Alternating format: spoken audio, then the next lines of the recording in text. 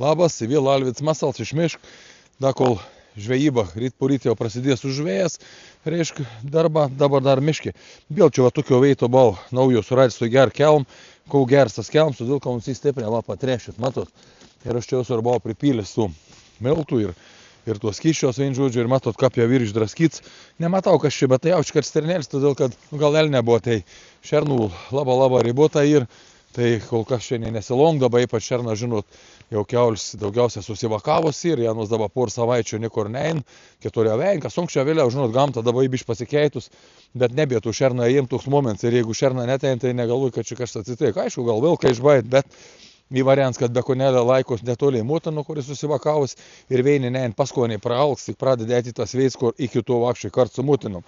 Tuo situacijai pastatysiam kamerą ir vėl, vat, kaip vis laik, sakau, už tai savo. Ir čia dabar vėl pilo Super Masals, kų mažiausiai reklamau šį metą, va matot, skystis, apipilo ir užpilsiam vėl tų miltų. Tai, kaip sakiau, darykit daugiau veitų miškį, nes žvėris atsikovo savo teritorijas.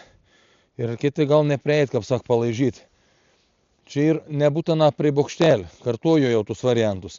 Darykit kaip laižyklas, pamatysit skirtum tarp druskų, kurius dabar, o jau, kaip sak, 50 metų kabinat. Ir jeigu pasitaisysit tuo kveit, ir bus laižykla, kaip sakiau, įdėkit tų graužal, prisokit į ved, užpelkit skyščiaus, užkratykit va miltų ir čia bus va ta laižykla. Va tuik principą pasidarykit, jūs pamatysit skirtum. Eis į vasarą.